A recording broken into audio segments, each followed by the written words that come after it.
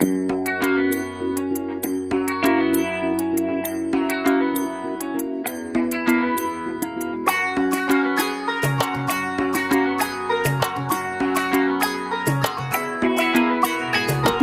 বাজা, কাসর বাজা, উলু দে আর শাখ বাজা, বছর পরে আবার এলো মাঝে।